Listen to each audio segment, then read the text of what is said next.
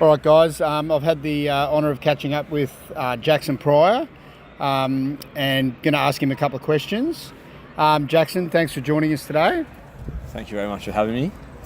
Now, Jacko, you started your career in WA, pretty decorated junior career, making the WAFL Colts like the All-Australian side, or the All-WA side, if you like. And then, so you grew up and played most of your footy in WA? Yeah, I played all my junior footy over there until I was 18.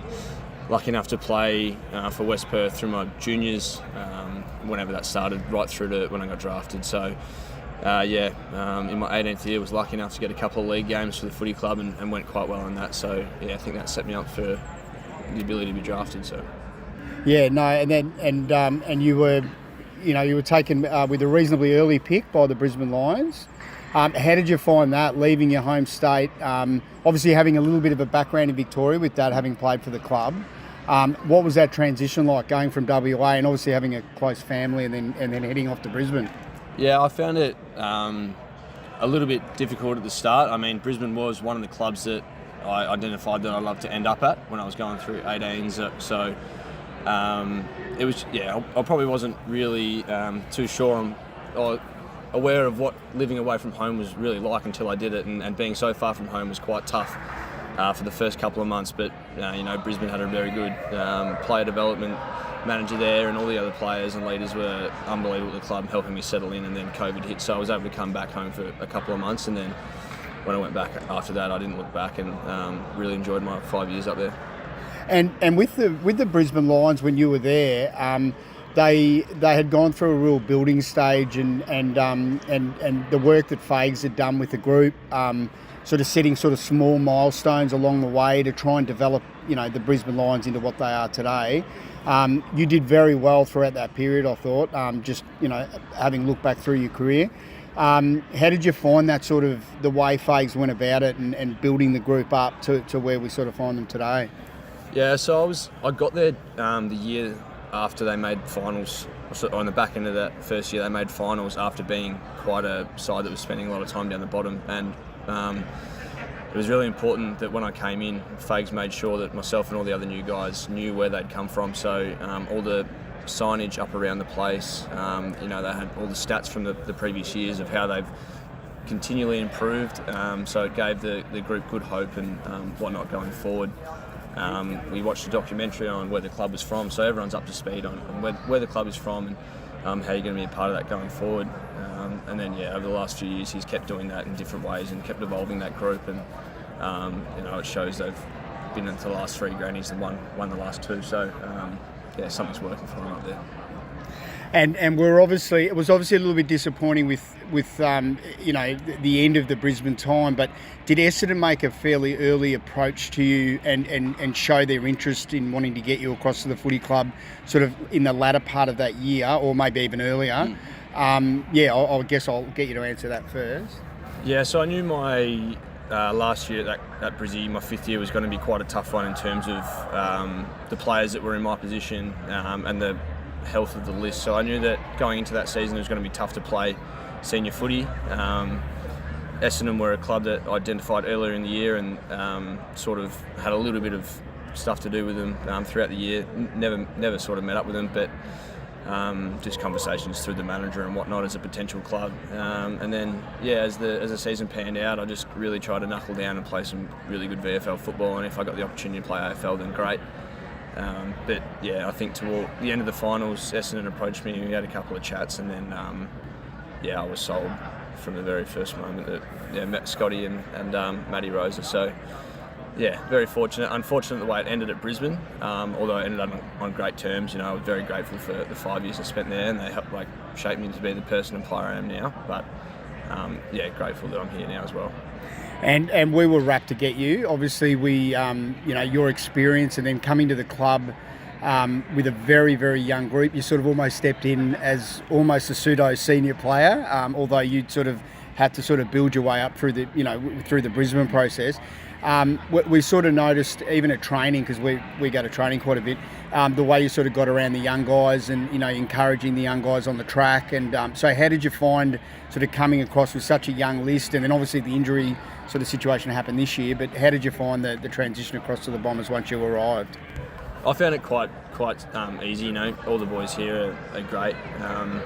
In terms of the leadership role stuff, I got exposed to it a little bit at Brisbane. I lived with Hugh McCluggage for 4 years, and he's vice captain there, and then also got given for the back end of my last season at Brisbane the VFL captaincy. So I was able to develop in that sort of role, and when I came here, I thought that's a great strength of mine that I could potentially bring. And just trying to be really connected with the older guys in this group, and then also being someone the younger boys can have a chat to whenever they need to. And I think that's something really important, making the young guys feel comfortable, as they're the ones ultimately in the future that are going to be driving this club forward. So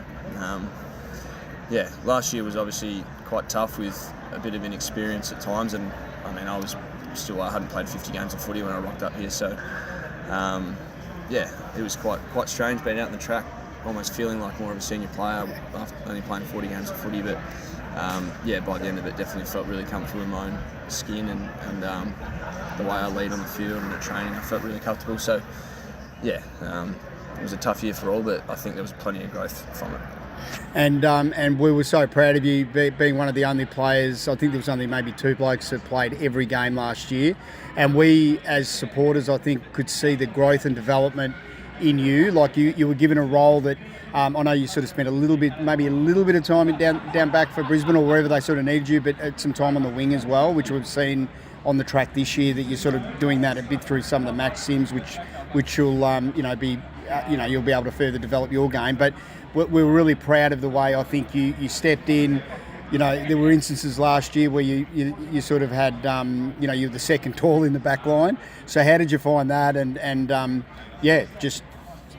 What did you think of that? Probably about 4 questions there. Well, firstly, I remember Harris Andrews at Brisbane said to me, the best kind of ability is availability. So, I really prided myself on the work I do away from football to try and get my body right so that I can play week in, week out. And I know injuries are a part of footy, and they happen just by chance at times, but I was very fortunate to get away last year unscathed. The adaptability part as well, playing on blokes that sometimes are 15 centimetres shorter or 15 centimetres taller, was something that gave me great confidence at the end of the season, showing that I could sort of play on different types of roles. As you said, at Brisbane I only played probably 4 or 5 games in the back line, so in the AFL system, and then I came down here and played every one run in the back line last year. So I struggled probably in the first few weeks, but then, as you said, I thought I started learning the role a bit better, working on my craft at training and working really closely with the coaches, and rolling out there each week. If I was a second tall or playing on a small or whatnot, I felt pretty confident in my ability. It's not easy at times, but you just got to make do, and you got to be adaptable and do what the team needs of you. So and playing at senior footy, you can't complain. So no, exactly right. And just sort of moving beyond that now, and sort of I touched upon a moment ago, just with that wing role. We obviously love your left foot. It's a real weapon of yours. Your ability to sort of sum up the action in front of you, and is that something that the coaches are really trying to get you to focus on? Because with your kicking ability to be able to cross lines and really be able to set us up, is that part of the reason that they're looked at potentially looking at maybe a dual role, like obviously if needed in defence, and then also maybe pushing up the ground to the wing? Yeah, I think you're exactly right. Benny Jacobs was the backline coach last year. He's now the midfield coach, and he's really drilling into me my penetration side of my game that he wants to see from me. So last year at times I felt like I was playing out of the goal square, which means I was probably kicking the footy from really deep on the ground. Hopefully this year playing on the wing a bit more, use my weapon up the ground a bit more, and start penetrating, get the ball into those forwards who are always in good positions like Pete and Cads, and let them go to work and do their thing.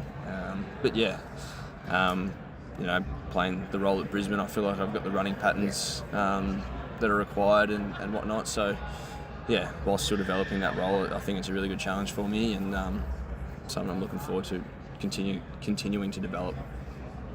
No, terrific. And it seems as though you've got a good relationship with the coaches and the rest of the group.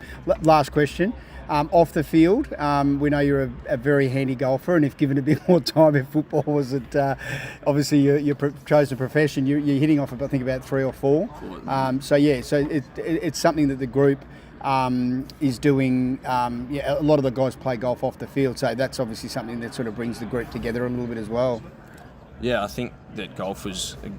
I mean, I hate to keep touching on Brizzy, but that was the sort of what got me to have good relationships with more senior players like Dane Zorko and Daniel Riches, going out on our day off and having a hit. So, I mean, if we do that now down here and we bring a young boy along every so often, then they're going to feel more comfortable around the club with us. So, I think it's a great way to connect off field. It's quite low level, still competitive. So, that's what we love as athletes, being competitive.